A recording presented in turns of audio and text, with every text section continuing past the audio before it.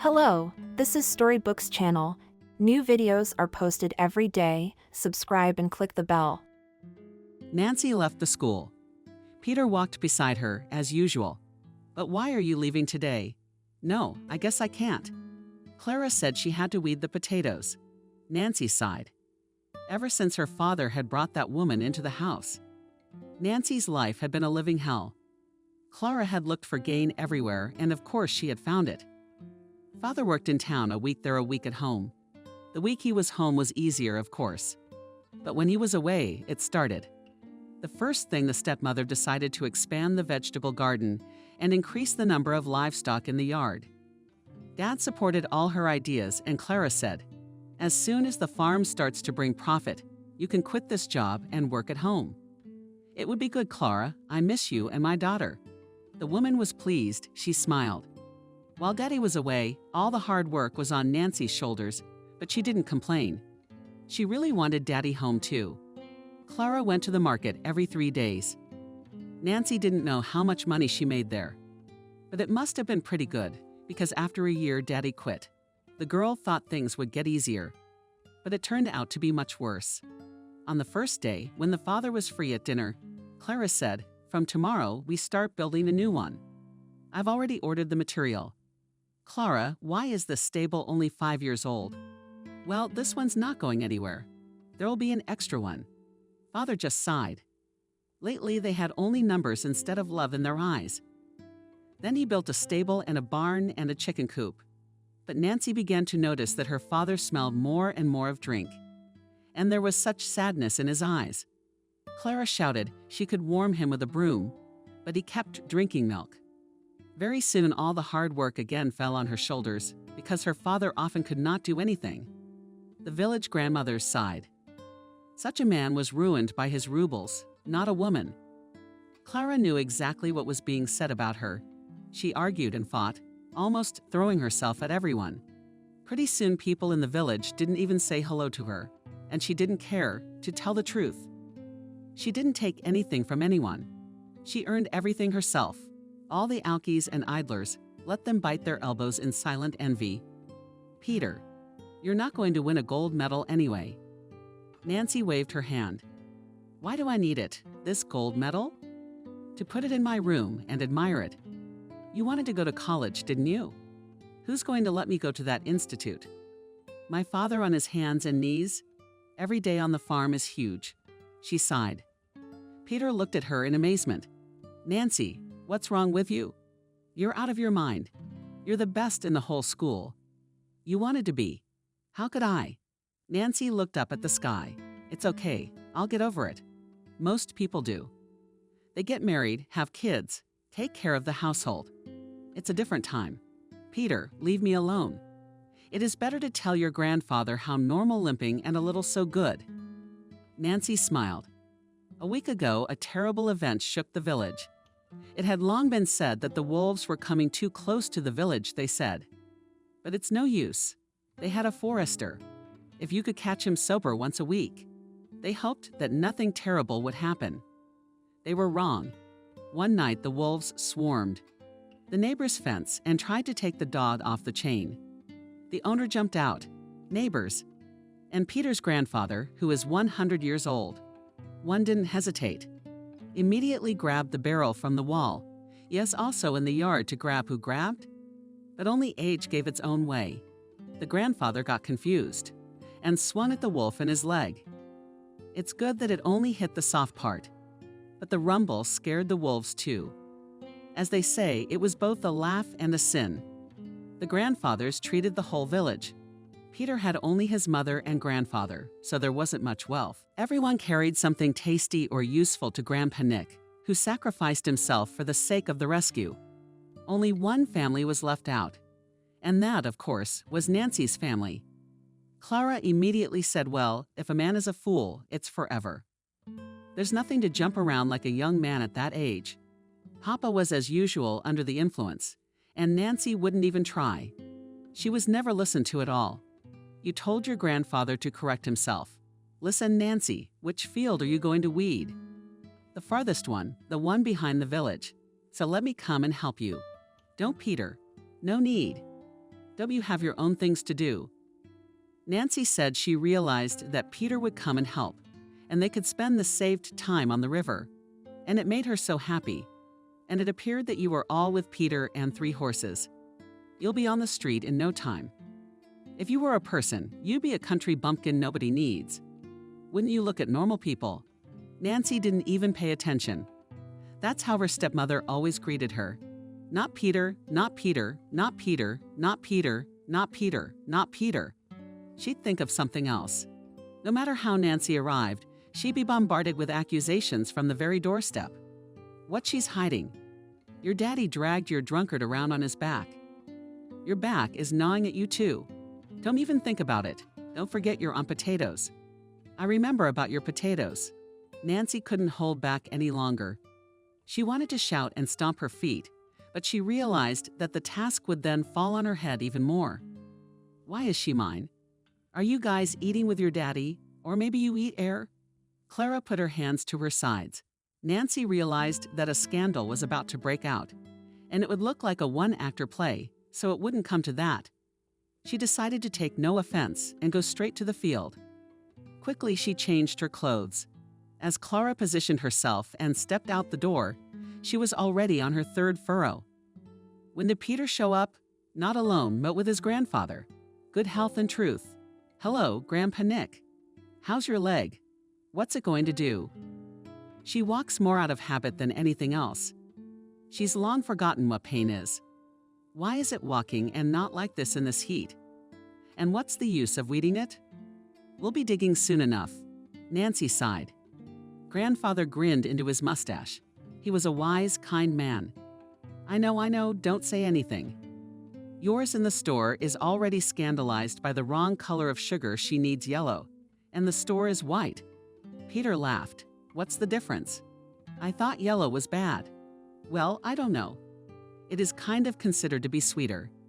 Grandfather sat down on the grass, looked at his grandson. Why don't you get up and go help the girl? Peter stood next to her, and they started pulling the grass with fury. Soon I smelled smoke. Grandpa had built a fire at the edge of the field. Dropped some potatoes from behind his sinuses, took out cucumbers, tomatoes. When there was less than half left, he called them over for a snack. Nancy had never had such a good meal. Obviously, of course, it's just potatoes. But how delicious. In general, in the company of Grandpa Nick and Peter, it was so homely, so nice and quiet. I knew your stepmother when she was a girl. That's why she doesn't like me so much. She's from a good family. Her father's a hard worker. Her mother killed his wife, and she's already driven one man to his grave. But she didn't get anything from the big farm. Her sister came to the funeral, and it turned out that the house and everything that belonged to it belonged to her. Only that Pebbles didn't tell her about it. In general, the stepmother lost everything. Then she stuck to your father. Nancy stretched out thoughtfully. I wonder if Dad knows about it. Is Dad so in love with Clara that he doesn't notice? Yeah, there was a time when they were dating. Didn't anyone say anything to him? I can't help you there. I haven't seen your father in a while. And if I do, he's in no condition to talk. He drinks a lot. He drinks a lot. This guy was drinking at her place. Nancy at night, when she was already asleep, decided that as soon as she finished school, she'd go somewhere and take her father with her. He'd quit drinking, she'd make him, she'd talk him into it, and they'd get along. They'll be fine. And this one's got to run this place by herself. And winter was a little easier. Didn't have to be in the field, didn't have to be in the bed. Nancy even went for a walk once in a while. Peter, like a faithful guardian, was always there. To be honest, sometimes I'd like to be without him. But somewhere he'd take offense. In general, Nancy had more and more often thought that she should just marry well. Molly is only 2 years older than Nancy, and she got married in the next big village. Her husband, though older, treats her like a porcelain doll. Molly's mother told me that he takes her to school in the city by car and takes her back. Not only does he have a car, but he doesn't let her study. If Nancy could find such a man, she'd marry him right away. Is Peter going to find a new subject in her life? On the other hand, Nancy realized that such luck was not common. Spring had come. Graduation exams loomed ahead. And what? and Nancy didn't know yet.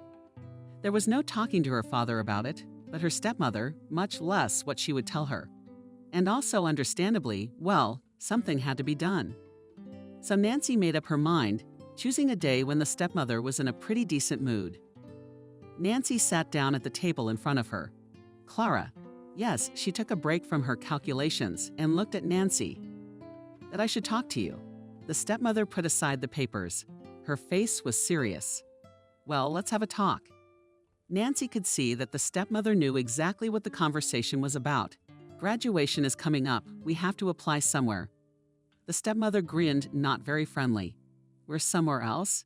But to the place where I'm going to study. The stepmother grinned and said, Will your daddy, or will I be someone else's aunt? You realize that my relative is of no use to me. Nancy blushed. Of course, there was logic in her stepmother's words. Her father had long since given her the finger. But what should Nancy do?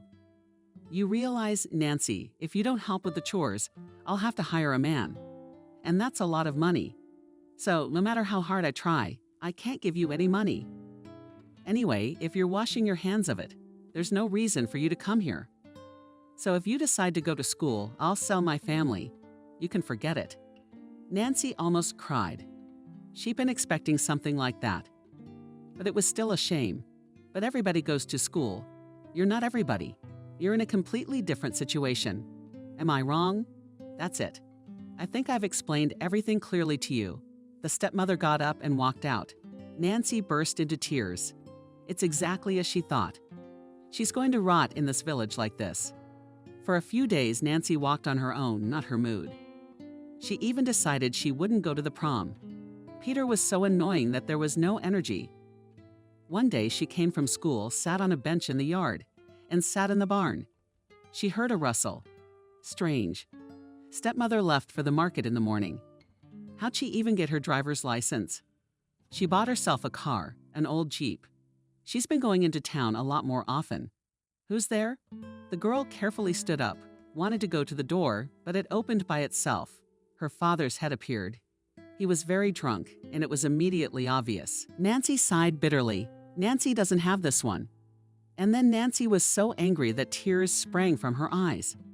What's it to you? Who's here? Who isn't? You can't see anybody anyway. You don't care about anyone but yourself. Dad, why do you hate me so much? Giving me to someone else's aunt. You're the one who's watering your eyes. Nancy, what are you talking about? What's the matter? I don't know what you're talking about. What am I saying? You know that everyone will go to school after high school. Your daughter will continue to clean cow's dung because Grandma doesn't want to do anything. He's more interested in drinking every day than thinking about his daughter. Nancy, wait, and don't cry. But the girl had already run into the house. Kevin sat down on the bench where his daughter had just sat and stared at himself. What a headache from all sorts of thoughts. The man raised his head and saw Grandfather Nick at the gate. Healthy. Grandpa's sick. I don't understand anything. Things are happening at home. Kevin waved his hand. No, she's gone to town. Grandpa Nick went into the yard, sat down next to her. What are you doing, Kevin? Peter says your girl won't let you go to school. Why not? But it's not for 1 year. You have to support her. Don't we have money? Maybe yours does. But I don't think you do. So what's the deal? Kevin lowered his head. He'd been tempted to come out of the barn just now. Nancy had heard her father and Clara talking in the kitchen that evening, talking rather than yelling and arguing. It was very strange because in the last couple years, normally they hadn't communicated at all. The girl tried to listen, but she couldn't make out the words. Half an hour later, Clara stopped by. Nancy, an idea, how about us?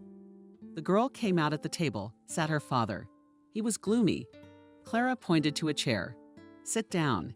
Nancy sat down. She looked at her father in amazement. Apparently, he was sober. Nothing to say. Stepmother.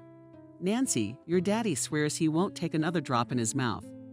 And he says he'll work 3 jobs just to keep you in school. And I can agree to that. But on one condition, if your dad gets drunk once, you drop out of school. Nancy agreed to everything. She realized that the most important thing was to get out of here. Then she'd figure it out. maybe get a job, maybe something else. Nancy was already dreaming of a very different life. She didn't really know what it was like to live in the city. And to be honest, she didn't know what she'd do there all day long. But she wanted it so badly. A few years went by. Nancy had just gotten her paramedic's diploma and was about to get a job. She had a young man she planned to marry in the future. True, he wasn't a star, but he was a city boy. And he had an apartment, but he lived with his mom. But that didn't frighten Nancy. She was determined to be a good daughter-in-law. She had little contact with her father and stepmother. She went to see them once every 6 months and tried to get away as soon as possible. Nancy, there's an emergency phone call for you. The door of the dorm room opened, and Nancy saw the janitor on the doorstep. It was strange. Usually she was very reluctant to have any of the residents on the phone. Nancy walked out of the room. First she walked, then she ran. The receiver was on the table. Hello, Nancy. It's Andrew. Yes, Andrew, I'm listening. Here's the thing. Well, Nancy's dead. Yours were going to the city. Something apparently happened to the car. They flew into the ditch. There's a tree there. You need to solve everything here. Nancy dropped the phone, then slowly settled on the floor. How come? Someone handed her some water. Someone helped her into a chair. Nancy sat at the head of the table. Some of the neighbors gathered around the table. What grief is not old? He would have lived and lived. Yes, if he took a man to his senses. Even Garika began to restrain her, they said, and she somehow became calmer when he stopped drinking. A woman needs a real man, not a body. Nancy heard through the fog, but only one thing was going through her head. What to do now? When everyone had gone, Nancy began to wash the dishes. There was a knock at the door. Who was it? It was Peter. Nancy hadn't seen him in a long time. Probably the last time. How did he get into the army?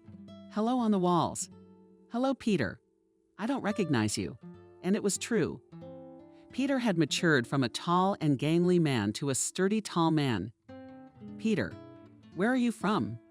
Yes, I came to see my mother. She said you're here to drop by.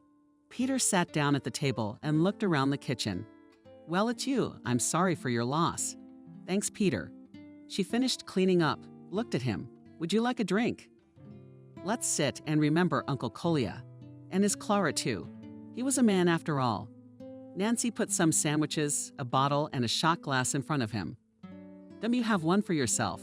I don't drink. You can't drink. They're not strangers to you. Have a little drink and you'll feel better. I'm telling you. Nancy sighed and put down another shot. She tried it with the girls in the dorm, but it hadn't worked. Nancy, it didn't taste good. Nasty. You haven't smelled it. Drink as much as you can in one gulp and don't breathe. Pick a snack or some compote. Nancy did just that. The aftertaste wasn't great, of course, but it wasn't as bad as before. And after a few minutes, she felt her muscles relaxing, getting lighter. So let's do it again. Come on. Nancy woke up with a wild headache. She had absolutely no memory of going to bed last night. I turned my head and was amazed. Peter was sleeping next to me. Shit. What a funeral. She was out of her mind. The most frustrating thing was that she couldn't remember anything. Peter. He moved and turned to her. Nancy, but you're a fire. I tell you, you should drink more often. Peter, get out. Now before the village gets up and you what? I'm an adult. Go away. I'm begging you. Nancy didn't know what to say, so she blurted it out. I have a fiancé. Peter's eyes narrowed. A fiancé, you say? Why'd you jump into bed with me? Yeah, I'm the one who jumped into your bed. All right, I'll be right out. Peter got off in 2 seconds and walked out. Nancy cried. She didn't want to. She didn't want anything. After her childhood friend left, there was a lingering residue on her soul, as if she had wronged someone undeservedly. In the morning, Nancy went to the cemetery, sat on the fresh graves for a while. She cried, and on her way back, she saw Nick's grandfather. He was obviously waiting for her. Hello, Nancy. Hello, Grandpa Nick. I wanted to talk to you, Nancy. The girl blushed thickly. Old man, I haven't slept at all. Not at all. But I haven't slept today either. You know Peter is mine. I saw how he jumped out of your arms. He's going to town today. Mother's crying, and my heart's breaking too. He came here and promised to stay. What happened? Nancy. What could Nancy say to him? She thought that if she told him everything, all her dreams of the city, of city life, would come to an end. She loved the country, of course, but not so much that she couldn't even try to leave. And on the other hand, Peter, he had become such a city girl, her suitor was nowhere near him. Grandpa Nick, nothing happened. It was just sitting around. Nancy walked around the old man and down the path. She could feel his gaze burning her back, but she didn't turn around. 3 days later, she was leaving. She'd seen a glimpse of Peter still here, so she calmed down. Well, good, as much as she doesn't like him. And to connect her life with him she does not want. She knows him. Counting from diapers, what can be interesting in him? She's already packed her things and checked everything. What's off? What's not? Behind the household while the neighbor watches. Nancy promised to give her a young chick for it. The neighbor, the mother of the Molly that Nancy had once envied, sighed. Don't you worry, Nancy. I'll review everything. I'll do everything. Ninka will help. For the tree. Thank you. It's not easy for us right now. Molly, is Molly here, Nancy? Where would she be? She was married. You said it was fine. Aunt Kathy waved her hand. What was I supposed to say? That I got married over the summer, and there wasn't a day that went by without a beating. But I put up with it as long as I could. Then I had the baby in my arms. We barely fought off the bastard. Nancy was confused. Molly's life had been an example to her for so many years, and now this revelation. The neighbor left. Nancy sat down in the driveway. Nancy, that was Peter's voice. Is something wrong? She ran outside. Peter was almost to the door. Nancy, Grandpa's sick. Help me. It's the paramedic. Our paramedic's on his 3rd day. Nancy rushed into the house, grabbed the first aid kit she always carried in her bag. Didn't even lock the door, so she ran. Peter was running beside her, and he said he'd been pale in the morning, breathing hard. And at lunchtime, he got up from the couch and sat down again. I asked him what, and he just waved me off. He's not feeling well at all now. Nancy, help me. She stopped abruptly, so much so that Peter ran into her, because I'll do what I can, but you have to understand. How old is Nick 94's grandfather? He sighed like he was going to cry. Nancy silently skipped onward. Grandfather was very ill indeed. He was lying on the sofa and breathing with difficulty. Nancy immediately realized that he had a heart attack. She crouched down beside him and rummaged through the medicine cabinet. An hour later, he was feeling much better. Grandpa Nick, do you need to go to the hospital? I'm not going anywhere. That's all I need. I'll die at home. Grandpa said indignantly, What do you mean, die? Get those thoughts out of your head. Grandfather grinned, looked at his grandson. Do you think that at 94 life only begins? No, grandson. Everyone has his own destiny. And it's foolish to try to cheat fate. I've had a good life. Guys, everybody who's turning 70 has already cleaned up. Nancy and Peter went outside. Peter, I don't know what to do. To be honest, Grandpa Nick's condition is not good. He's not going to the hospital. I know my grandfather. Nancy looked at Peter, realized that he really cared about his grandfather. But you say the paramedic is drinking, and I have to go. Go. Peter wouldn't look at her. Peter, but I really need to go to my new job. No one's waiting for me. It's not like I'm holding you back, and I understand. Thanks for coming to see you off. Did Nancy shake her head? No, you don't have to. Go on then. There's a bus in an hour. Nancy walked down the street. After a minute, she turned around. But Peter was no longer in the yard. For the first time in her life, she wanted to stay in the village. She walked around the yard, figured out the dog behind his ear, then sat down on the bench. What am I going to do? She sat like that, looking at her watch. The bus had long gone. And what will she go tomorrow? Talk to Andrew, tell him what prospects in the village. And there's no problem with money here. What a farm she has. Nancy didn't know whether she was doing the right thing or not, but she had to decide something. She went to bed with a heavy heart. In the morning, she decided to go. What to do here? When the bus came and she got on, she saw Peter running to his house. Then he immediately closed his eyes again. Grandpa Nick had died. She learned about it from Sveta the girl, from their village I met by chance in town. Nancy tried not to blame herself. She understood perfectly well that Nick's grandfather would never get out. But she realized what Peter thought of her. A week later, she went to Andrew. Strange that he hadn't shown up in the meantime. His mom opened the door. Nancy hadn't seen her yet, and to be honest, she kind of scared her right off. "Hello, Andrew's home. Who are you?" "Not Nancy." "Nancy." The girl tried to smile. "You shouldn't come here anymore, Nancy." Andrew met a nice city girl. Well-mannered. She was taken aback. "What do you mean, met?" He knew I was going to the funeral. But he knew what.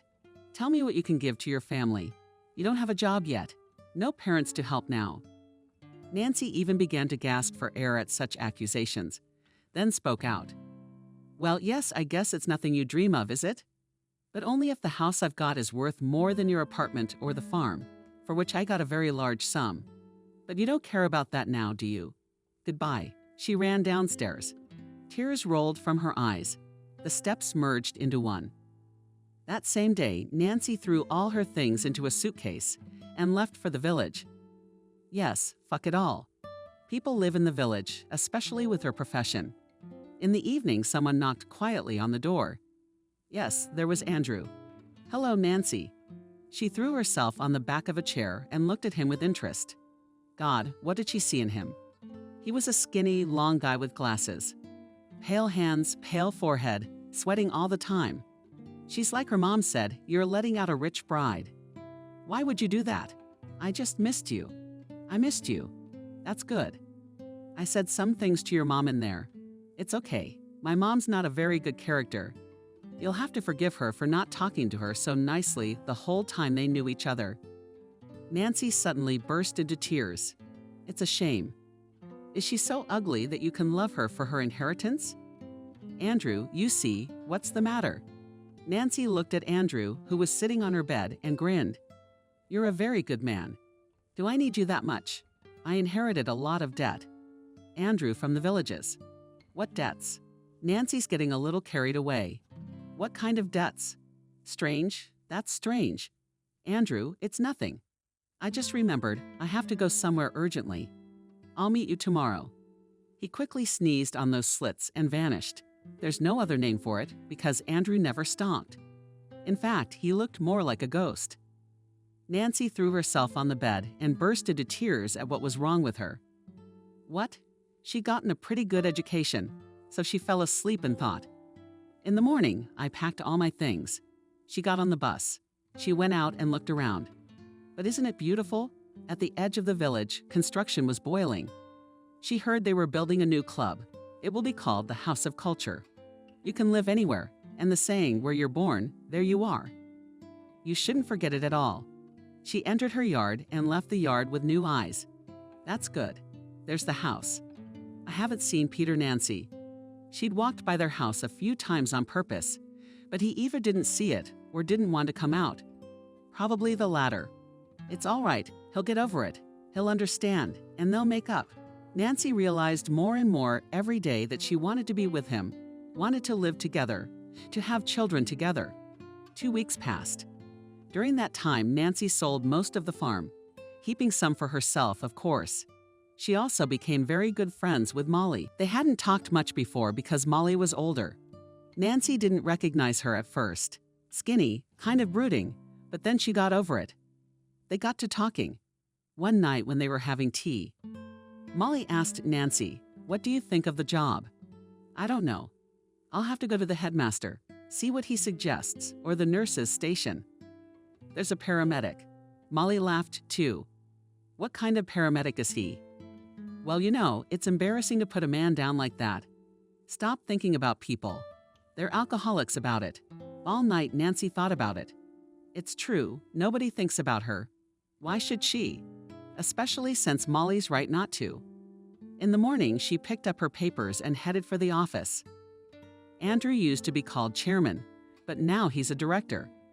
What difference does it make, really? He was the one who dealt with all matters in the village. Oh, Nancy, they told me you were back, and I thought it was for good. Or is it business? Business, Andrew. It's about the principal's job. Rubbing my hands together. So you're back for good, not running away. Yeah, it's not in the plans yet. He looked at her real hard. See, I'm gonna hire you now. You later. Come on, Andrew. I'm not 18, I said I'll be here. After an hour of negotiation, when the acting paramedic was called in and sprayed around with fumes of booze, he thanked her profusely for getting rid of such a responsibility. Nancy received the keys to the nurse's station in her hands. She stared at them in amazement, but she was a real person now. Straight from the office, she went to the nurse's station.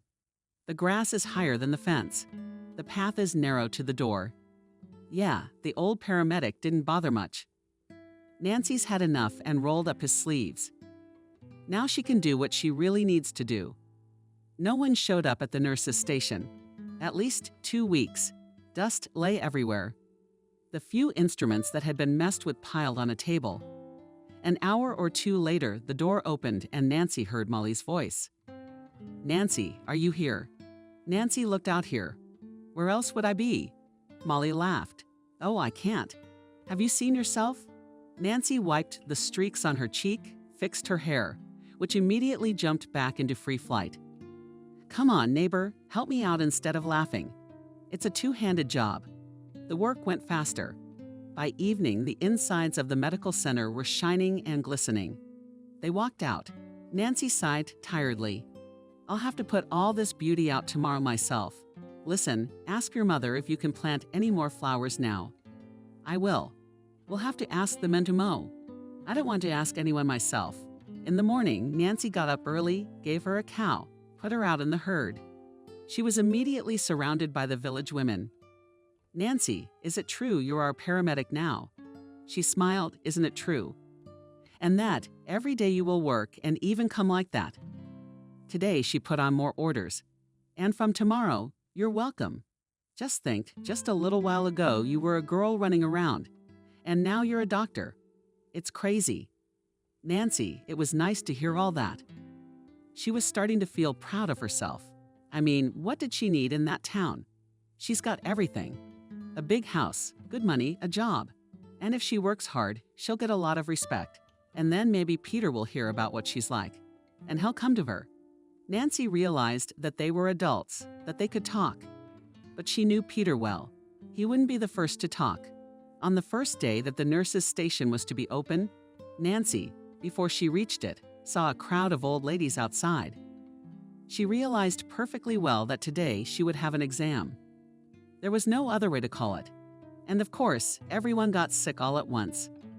Molly, who was walking next to her, she was taking her daughter to kindergarten when she whistled. Well, friend, you can't get it all sorted out by tomorrow. Nancy smiled. It's okay, I can handle it. By lunchtime, the line had visibly settled down. Nancy could feel her stomach rumbling. Her patient heard it. When did the appointment end? She came out and said, Takshi. Our doctor's tummy's already rumbling. Give me some tea at least, girls. Everyone agreed without complaint, for which Nancy was very grateful to him. Half an hour later, she looked out into the corridor a little more rested and cheerful. Who was next for health? By evening, all the old ladies went home satisfied. The director dropped by and asked if he needed anything. Nancy, with a nice smile, handed him the list and added that it was very urgent. The principal looked perplexed at the double sheet, which had been and written off on all sides. What is all this stuff anyway? Yup, everything, nothing could be left out. He scratched the back of his head. Didn't I overreact by putting you in Peter's place? Nancy remained silent. Andrew sighed and walked out. She never saw Peter again. Then Molly told her he was working on some city job, felling timber into plots. He only comes home on Saturday to pray, sleep, and then go back to the woods. But not the same ones at his house. It's been 2 months since Nancy started work. The grandmothers were happy.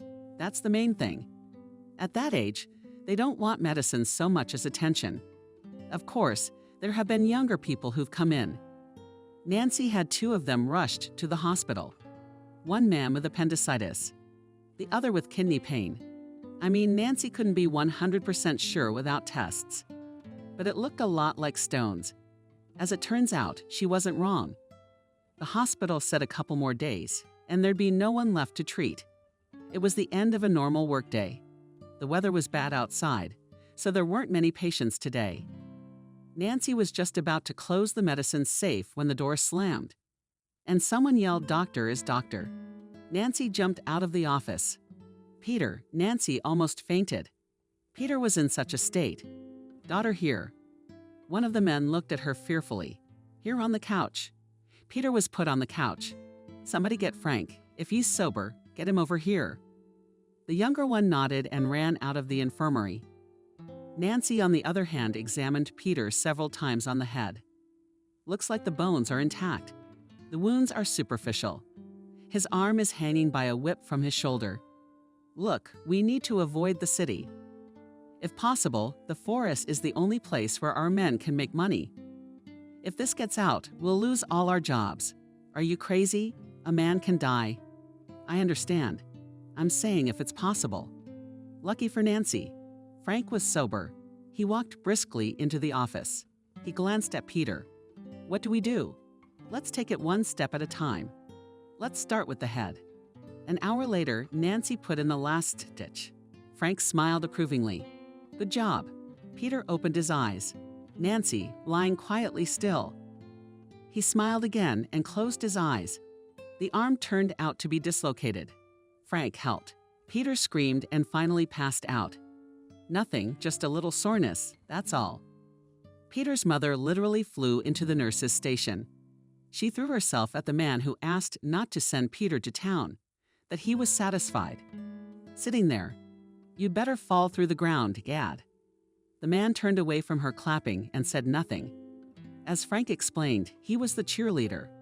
"Calm down, Vanessa. Like you don't know your son. He's the first to go everywhere." A woman looked in on her.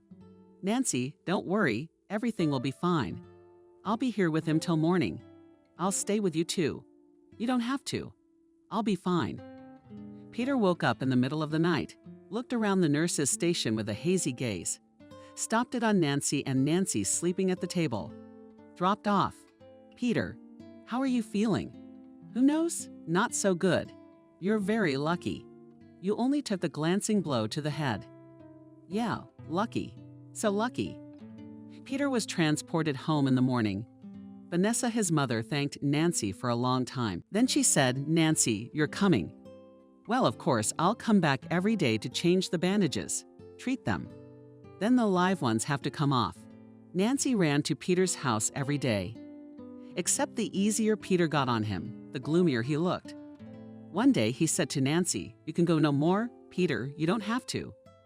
She realized he wasn't talking at all about her looking after him as a doctor, but specifically about their relationship. Tears came to her eyes. "You're sure?" "I'm sure of it. You said yourself you wanted to marry a city man, so I'll stay out of the way." Nancy wanted to say something, but Peter beat her to it. "Anyway, I'm getting married soon. I got a fiancé." Nancy ran out of the house like a scalded man. All the way home, she ran and cried.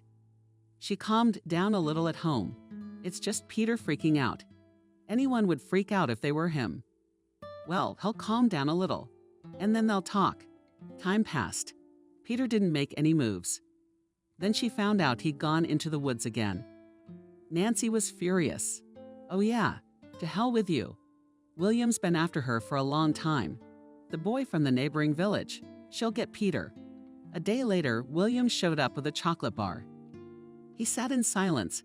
Then he said tomorrow's a day off to the club. "Some artists are coming. Why don't we go?" He said he was hopelessly sure he'd be turned down. "Shall we go?" William jumped, didn't he? "I'll pick you up at 6 o'clock tomorrow." "All right then." Nancy felt absolutely nothing for William, not disgust, not sympathy.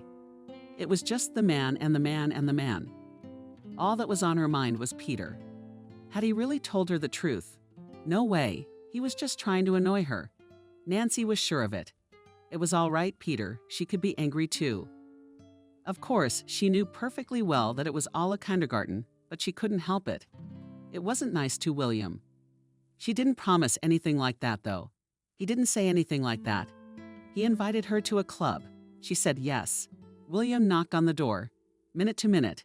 Nancy wasn't quite ready yet. Yeah, come in. He went in, took a look around. It's quite a place. Even bigger on the inside than it was on the outside. Nancy laughed. That doesn't make sense. A house can't be bigger on the inside than it is on the outside. William smiled too and touched the big TV. Do you have a household too? I do. What's a village without a farm? A big one. No, a couple of piglets, a cow, and some small things. The man looked at her with admiration. How do you manage? Nancy laughed. What's a farm? Tears. We used to have a farm. You could drag your feet. You probably know that yourself. Know how. Are you sure? You're not from our village. William sighed. I am. My mom managed to give birth to me. 4 houses left. No road. So we'd sell the house and move somewhere closer. The man laughed. Who needs it in that remote area? It's almost 7 kilometers to work. Nancy sat down in front of him. But we have to do something. Go to Grigory Andreevich. William waved his hand. Went more than once. You know what he says to me? He says that in my family there is only one worker. It's not profitable to give a house. It's better to give a house to a family with several workers and children. Nancy shook her head. On the one hand, the director could be understood. But on the other hand, what should people do? Half an hour later, they walked towards the club. The crowd was apparently invisible. People from all the neighboring villages came to see the town's artists. She saw Peter. Her heart clenched, and Peter noticed her and immediately disappeared. Nancy turned her head for a long time, but she never saw where he had gone. It wasn't until they were already telling stories she noticed him. Peter came into the hall, holding some girl under his arm. Nancy was so cold. Wasn't he lying? He really does have a fiancé. The mood was ruined. She didn't see who was performing there, what was being sung. She just sat there staring in front of her. She clapped when other people clapped. After the concert, there was dancing. She saw Peter dancing with the same girl. There was only one thought in her head. She had to talk to him. Tell him they are both wrong. Peter pressed the girl very tightly against him, and she cried out. And then Nancy laughed, even felt sick. She grabbed William by the arm and dragged him to the dance floor. I can't dance. Nancy will learn. She clung to him and gradually moved closer to where Peter was dancing. He noticed her for a long look and then pressed his lips to that girl's lips. Nancy had nothing to do, and she immediately kissed William. The guy's eyes popped out of his forehead in surprise, and Peter was gone. How long did Nancy keep looking for him? But she never saw him again. William, I'm going home to the wall. How I think we are. That we have neither we nor we. I'm tired and sleepy. Can I at least walk you home? No, you can't. I just want to be alone. I see. Nancy realized she was being undeservedly rude to the guy, but she couldn't help it. She walked down the street. It was quiet, nice. Occasionally someone's dog would start barking, but they quickly calmed down. Nancy went to her wicket, sighed, pushed it open, and fell into someone's strong arms. What a bird. Peter, did you scare me? It's gonna happen. Peter smelled strongly of booze. Are you drunk? Go home. No way. How am I supposed to go home when you've been tailing me all night on purpose? Peter, what's wrong with you? He held her and wouldn't let go. Then he looked at her. I missed Peter. Nancy got scared. Peter, please go home. He picked her up in his arms and carried her towards Sarajevo. Peter, please don't, please, you don't have to be so loud that a respected paramedic is caught doing something indecent. You and I are about to engage in some very indecent activities. Peter. She resisted as long as she could. But Peter wasn't rude, he was just persistent. Toward morning, Peter silently got up and slipped out of the barn, but never said a word to her. Nancy had so hoped that now they would all finally talk and work things out. She could see that he cared for her. He's just made up his mind about some nonsense for some reason. but it's all right, she'll go and talk to him. And all day Nancy lay on the sofa. Decided to give herself a real day off. She slept in. Got up in the evening, made a salad, and collapsed in front of the TV again. The next day, almost as soon as Nancy got to work, William showed up, holding a bouquet of asters that grew in every yard, a solemn expression on his face. "Nancy, how have I missed you?" Nancy cocked an eyebrow in surprise. Then she remembered how she behaved with William, and blushed. It wasn't really his fault. She and Peter had brought him into the game. "William's not very nice, but no. But my mom's expecting us for dinner tonight. The principal has authorized the car to be taken after work." Nancy had just gathered the strength to reply as the door swung open. Standing on the doorstep was Molly. "Nancy, their Aunt Vanessa bad." Petkin and Mama went quickly. Nancy grabbed her suitcase, threw it to William. "You'll see for yourself later." They almost ran the distance to Peter's house. Molly told stories along the way. Peter was leaving in the morning, she and her mother. They had a long argument at the gate. And then Peter ducked into the car and drove off. Where did Nancy go? Where? Where to work? I don't know where, but apparently for a long time, because she had her suitcase with her. Aunt Vanessa sat on the bench with her head bowed. Mom says she thought she was crying, but she just sat there and sat there. So she ran to her, and her eyes were closed and her lips were white. Nancy Chegal was almost on autopilot. How could it be? How could he just pick up and leave? What about her? She refused to believe that Peter had run away again. Well, it can't go on like this forever. Aunt Vanessa really wasn't well. She tried to say something, but Nancy could already see that one side of her face was twisted. She gave her a shot, then another. "Molly, run to me, call an ambulance. Say stroke. Tell them I asked them to call. There's a number taped to the phone." And Molly looked frightened at Aunt Natasha and rushed to the station. There at the gate stood a confused William. "What's there, Nancy soon?" "What Nancy? A man is dying there." Molly waved her hand and rushed into the room. By the time the woman was taken away, there was a crowd outside her house. "Molly, look after mine today." "I'll go with her." "Sure, Nancy, no problem. But what about you?" "Figure it out. Andrew's here." "Go, Nancy." "How's the freebie?" "Call me at home. I'll send a car to pick you up." "Thanks a lot, Andrew." Nancy stayed in town till morning. Toward morning, the woman started to feel a little better. "But you're a medical professional. You must realize it's too early to make any predictions. Let's hope the woman is a country woman, a sturdy one."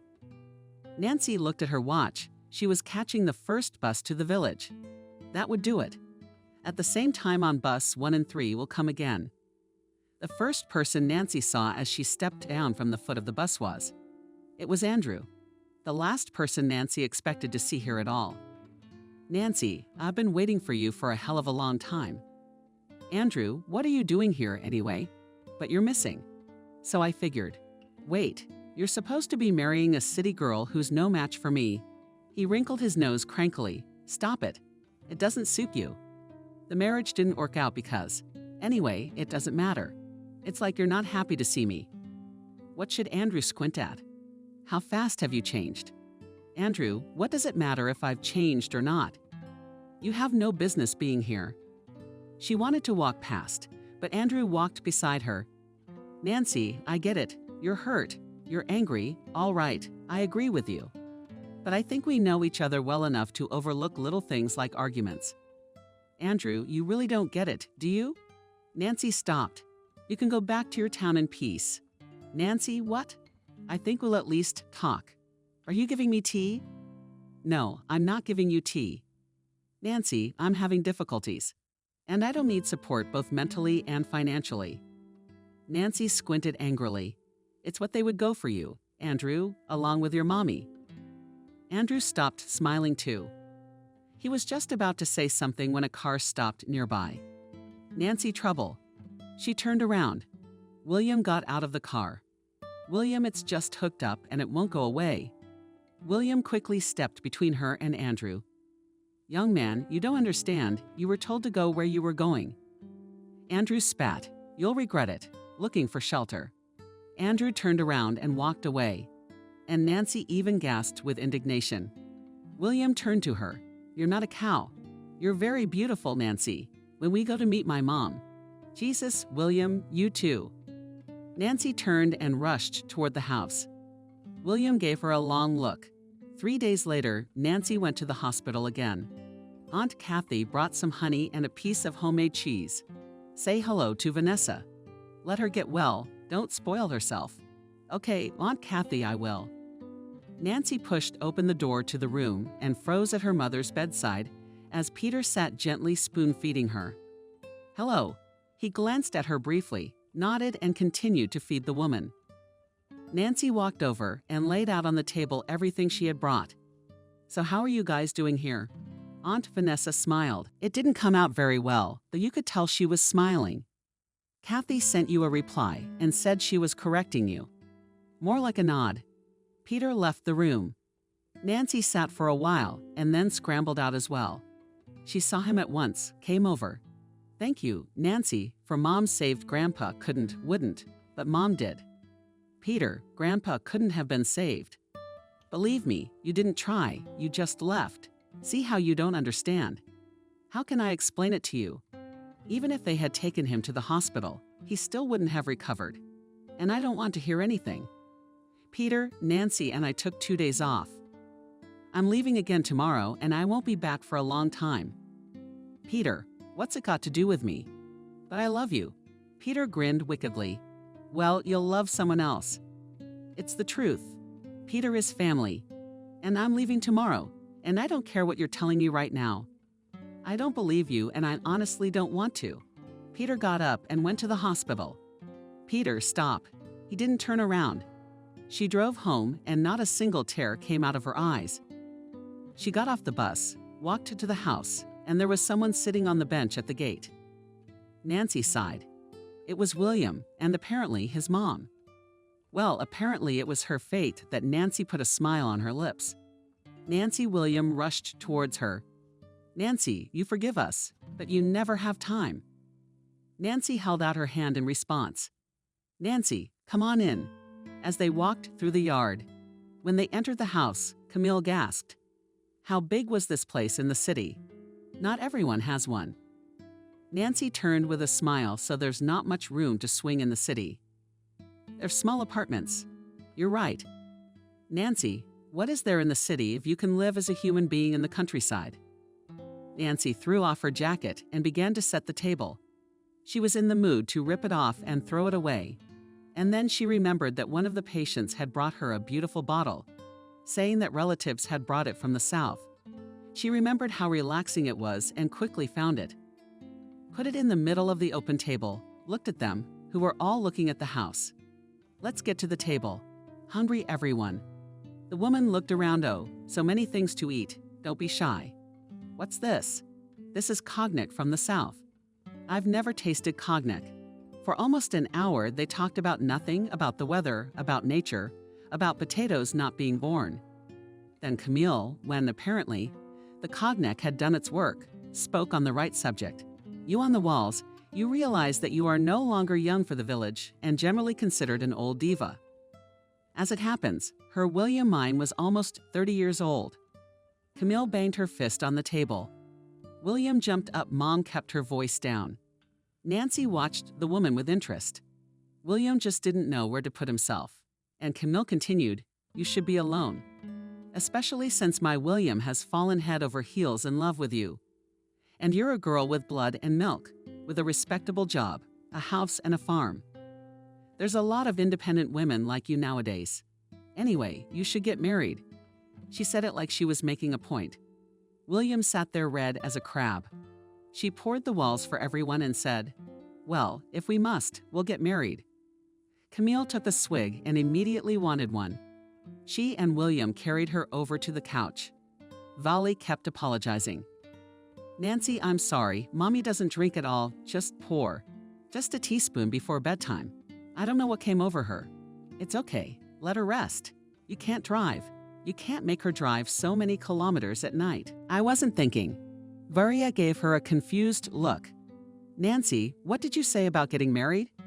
That's what I said. You want to marry me, don't you? Very much. Tell me honestly, is it for the house or not?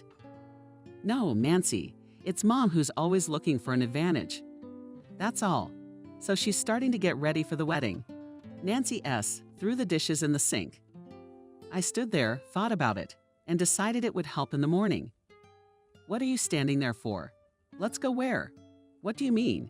Where to sleep? Just like that. Well, you can wait till the wedding if you want. She went to her room and William, as if he'd realized it, ran after her. In fact, Nancy realized that she was doing it because of the resentment she felt toward Peter. But she said to herself, it's all right, or so Peter told me quickly. Soon William showed up. Of course, even with his eyes closed, it was clear that it wasn't Peter. Valley turned away and drank, and she lay staring at the ceiling. The tears quietly flowed and flowed. In the morning, Nancy got up before everyone else. She quietly changed her mind. Dishes ready, put them away when she got dressed. Camille woke up as well. Oh, Nancy, how come I slept through everything? Where are you going? To work for breakfast. How are you getting home? Well, drop my keys off at the nurse's station. Well, whether it was on purpose or just a coincidence. But Camille showed up at the nurse's station just as it was getting crowded. Camille was sick. One of the old ladies came up to meet her, but you'd say she was sick. She brought the house keys to her future daughter-in-law. What daughter-in-law? Well, to which Nancy knows. You're lying, so our Nancy can marry your William. Why should I lie? You don't believe me? And the keys to his secret Camille went to the door of the study. Opened it on the wall, took the keys. I checked everything, turned everything off. Okay, Camille, thank you. The old woman closed the door and looked at everyone in the room. What's eaten and what's interesting about it? My William is so bad, he's not fit to be Nancy's husband. The same old woman laughed. No, why not bad? Not bad only or not very bad. But neither is your whole family. And Camille Evil flashed his eyes and headed for the exit at the door and stopped. He who laughs last laughs well and left. The old ladies whispered for a long time. One of them summed it up. Well, if you are 28 to 29 years old, you will marry a goat. The old ladies nodded, but still some feeling that everything was wrong did not leave them. Almost a month passed. William visited her often, but not as often as her future mother-in-law. You could say she moved in with Nancy completely. Sometimes she could cook dinner, but more often she just relaxed and almost never did the dishes. Nancy didn't pay any attention to that. She paid no attention to anything at all, because she had other things on her mind right now, not happy thoughts at all. The fact was that Nancy was pregnant. She herself had only found this out a few days ago after doing some calculations. Nancy realized that the father was definitely not William. She breathed a sigh of relief. To be honest, she didn't want children with William just yet. But she immediately grabbed her head. What was she going to do now? The wedding was in 2 weeks, a wedding to William. A baby inside her with Peter. Nancy didn't know what to do. Didn't really want to be a single mother. Sure, it wasn't exactly ancient times now, but the baby would still have a hard time. If she canceled the wedding in the hope that Peter would come and recognize her child later, she could be embarrassed. Nancy lay awake for several nights and then decided to tell William everything. She couldn't lie to him like that. He's not lazy, but he's still human. We didn't get to talk until just before the wedding. Camille kept close to them, living according to the principle that where they were, there she was. And I was always trying to teach them something. William doesn't need to talk to you. Let's talk. He came home from work and lay in front of the TV. A very serious conversation. William turned off the TV, sat on the couch. Is something wrong? Yes, Nancy sighed. You see, before you, I dated a guy. So we broke up. Then you got married, things got crazy. A few days ago, William got tense. What? That he's back? No, it's worse. I don't see how it could be worse. Worse for you. Anyway, William, I'm pregnant. Not with you. But I'm not terminating the pregnancy. Nancy blurted it all out in one breath and winced at how relieved she felt. William was silent. She opened her eyes. He sat silent, arms lowered listlessly. What's it like now? I don't know, William. I've told you everything. It's up to you. She left the room and then heard the front door slam. Apparently, William had left. Nancy sighed. Well, if he decided to call off the wedding, so be it. Only something told her he wouldn't cancel anything. William came the next day. Nancy, my mom, and I talked it over. Consulted who? Nancy thought she was going to faint at that confession. Mom, of course. You didn't want to lie to her, did you? No, but I thought it was our business for now. No, it's not. I mean, she'll think it's you. But well, that it'll be her own grandchild. Nancy sighed. Maybe he was right, but it was kind of gross, like getting dirty. So what did you and Mom decide? We decided you gave us no choice. Did that sound like that again? Not really, but Nancy just didn't know what to say. Nancy, let's just not talk about it, that's all. We don't know what's ahead of us. William, what do you mean? No, it's just that life is very unpredictable. It seemed like everything had been decided, but Nancy didn't feel very good about the conversation. They decided not to have a big wedding. Camille supported them in what? And rightly so, there's no money to waste. Better to buy something. Nancy grinned. Money, considering that it was mostly Nancy who was spending money on the wedding, was funny to hear. Of course, this was not at all how Nancy had envisioned the day from the wedding. It left the impression that they were just paying tribute to tradition. Nancy went back to work and William took a vacation. He said that first of all, he was tired, and secondly, they were obliged to give time off after the wedding. Nancy was already realizing that she was not going to break her leg very much. When the pregnancy was 3 months old, Nancy began to agonize. Yes, so much that just her soul was turned inside out. Whatever she did, whatever she took, she was throwing up all the time. She had already pulled out all her textbooks, but she couldn't find anything. She knew it was common. Something she didn't like. Please, I'm going into town tomorrow for 2 days. He's away from the TV. Why do you need all these tests? To get registered. Okay, sure. He went back to watching TV. Nancy sighed that she was alone before she got married and after. That you can't get yourself registered. Nancy laughed. Come on, Camille. You can't do that. You could even be punished for it. It used to be so much easier. You got pregnant, had a baby, and that was it. And now a bunch of tests for all sorts of nonsense only harm the baby.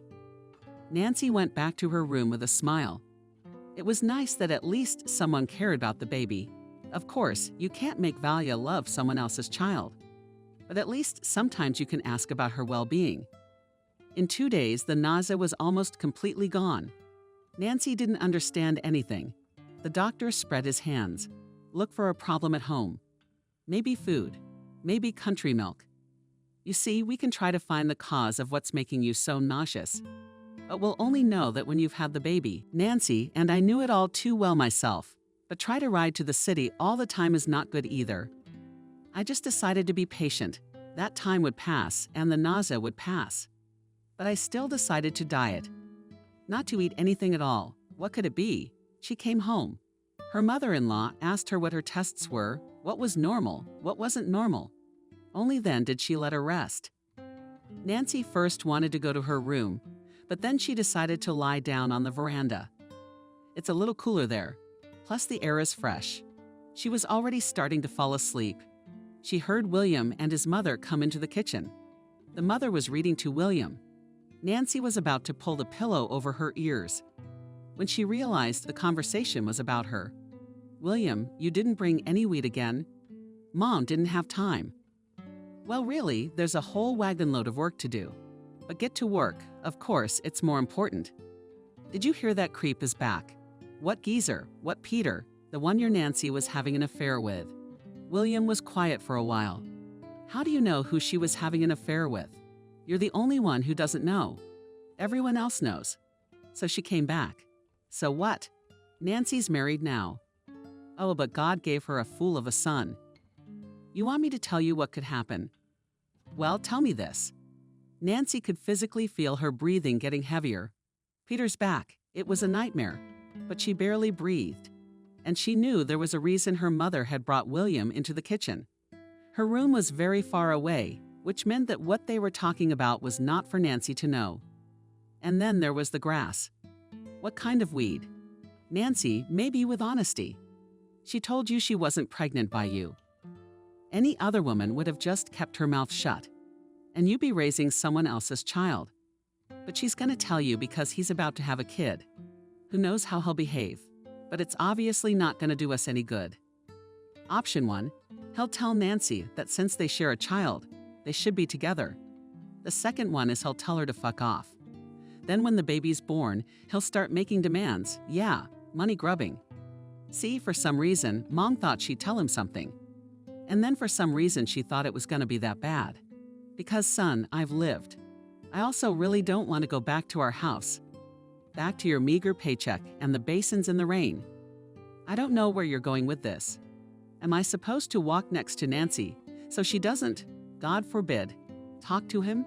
You don't have to walk next to her. Just get your ass up and go get some weed. If you give her a little more, she won't just be nauseous anymore. Everything should be fine. Then if we don't abort, we'll be rid of this baby in a couple or 3 weeks. And no one and nothing, son, will stop us from enjoying life. Nancy procured the edge of a pillow to keep from screaming at what she had just heard. Her mother-in-law is poisoning her baby. What should she do now? Run to the neighborhood police officer? And how will Nancy prove all this? She's got no one to stand up for her. Something told Nancy that if she went out there and told them to get lost, no one would leave. What would happen to her was not so clear. She heard a truck pull away from the house. That means William went to get weed. She's got to get to the people, and then we'll see what happens. She slipped quietly out of the porch and walked briskly toward Peter's house. She didn't understand why. Though, of course, she realized that if anyone could protect her, it was him. But everything would have to be told. Everything, absolutely. She yanked open the wicket, peeked out. No one seemed to notice her. Took a breath. Who are we hiding from? Nancy shuddered. It was a voice she would have recognized from 1,000. Peter, hello. I need to talk to you. My husband doesn't scold. And Nancy couldn't hold back any longer. At first, she just cried. And then she got really hysterical. Peter was looking at her terrified. Nancy, do you have him? That he's hitting you. I'm gonna beat the hell out of him. No, he doesn't. Then what? Let's go in the house. He took Nancy under his arm and quickly led her home. Aunt Vanessa gasped, Nancy, baby, what's the matter with you? Hold on, I'll get you some water. While Nancy sang loudly, banging her teeth against the edge, Peter and his mother and watched her intently. Nancy set the glass down, calmed down a little, sighed. There's something I need to tell you. Peter sat down on the chair in front of her. Go on then. I don't think the story will be too interesting. But go ahead. Nancy missed the moment when Peter put his mask back on. I don't care. Let him act however he wants to act. It'll only help. She sighed again. I'm pregnant. Peter smirked. That's very valuable information. Nancy sighed again. Not from my husband. It's from you, isn't it? He stood up, then sat down. Nancy, why would you do that? If you weren't married. But why would you lie now? And I'm not lying. But I didn't come here to tell you about the pregnancy. Right before the wedding, I told William that I was expecting a baby and that it wasn't his. He and my mom were deciding what to do, but they decided to let it be. I calmed down, relaxed, and decided that never in your life will you ever know you're having a baby. Peter clenched his fists but remained silent. Aunt Vanessa moved closer to her and stroked her arm. Don't worry. Tell me. Nancy somehow felt calmer, and she went on talking. After Nancy had finished her story, Vanessa said that her grandmother in Nice was a pain in the ass. Apparently, he only got it from her. After all, they want to destroy a living soul. Peter didn't get up from his mom. Not just a living soul. They want to ruin my child. Nancy raised his head. Peter, I don't want anything from you. I won't ask you for anything. Just help. And I don't know what I'm going to do. I'm just afraid to go home. But we'll talk about what happens next later. Right now, we have other things to think about. This is a very delicate situation. As you can imagine, it's no big deal. especially since the tests didn't show anything. There's no way to prove it. What's most important now? Vanessa's up. The most important thing is not to jeopardize the lives of the baby and Nancy. We need to save all these proceedings for later. That's also true. But we can't let them go unpunished either. You realize what they're doing is a real crime. I do realize that, but I'm not letting Nancy go in there. Mom, wait. Would you call James? Vanessa blushed. James had only recently come to their village. He had been in the militia, and when he retired, he had bought a house and left the city apartment to his son, who, by the way, also continued his work. Vanessa and James began a friendship and then a romance. They kept it a secret. James didn't understand why, though. Why do I have to go call him? Go get him. He's your neighbor, too. Mom, please go. He'll understand you quicker. Vanessa, I wanted to say something else, but I changed my mind and ran out the door. Peter moved closer to Nancy, took her lessons in his. Nancy, you hear me? Don't be afraid. Nobody's gonna hurt your baby. Nancy, even though I was very upset, I noted that Peter said yours, not ours. So be it. She doesn't care. The important thing is that no one threatens her baby. Nancy was sure she was going to have a daughter. 15 minutes later, Vanessa returned. She was accompanied by a distinguished-looking man. The girl had to tell the story again. There you go. I thought this couldn't happen in the village, so it's for the house, for the money. That's what they can do. The way I see it, it's not really about the baby. It's the house that's at stake. These guys are all over it. Is that what it is? Grass, you say. It's really not that hard to find out what she's getting. It's just that you need credentials. You sit here, I'll go get my son. Peter's up too. But how? We don't know anything from what Nancy says. James smiled. A good bloodhound. Everything will find weed, and it will leave its mark either in the car or at home or in that old house. He turned to Nancy. You better lie down, run, or better yet, sleep. All this won't be soon. And you need to rest. And don't go outside, all of you. God forbid they suspect anything and that's it. We'll never find anything. Nancy lay down on Peter's bed with pleasure. Everything here in the room smelled, and they were so pleasantly exciting.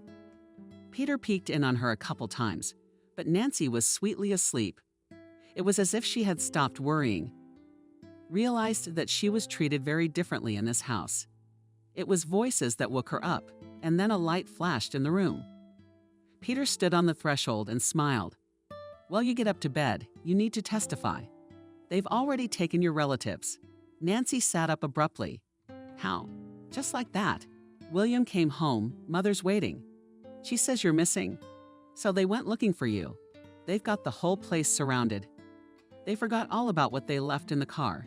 James says that wood only looks safe, but in the right hands it could be poison. Nancy, just bear with me. Answer all the questions. Okay, Peter. Is there anything else to eat?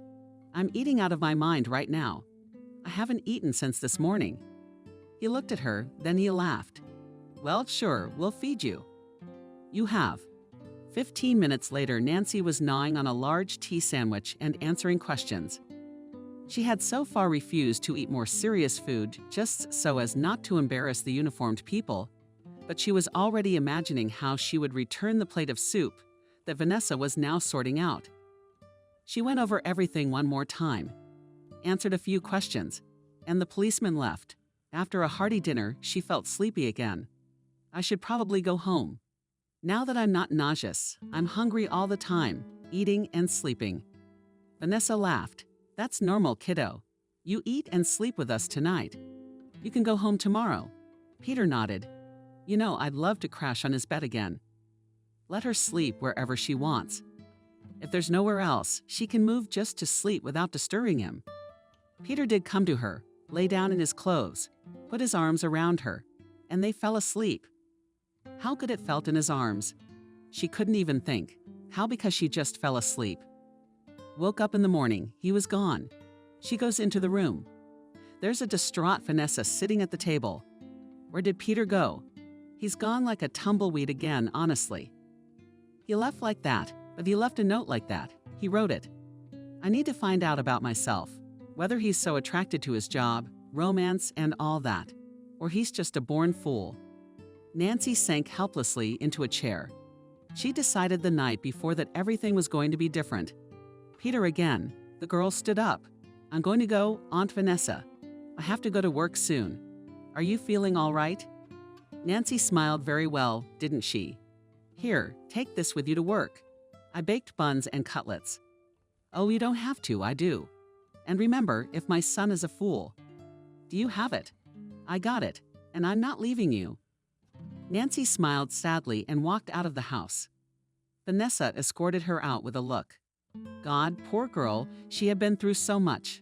The time passed very quickly. Nancy had only been called to the police once, and then Vanessa and James had gone to court with her.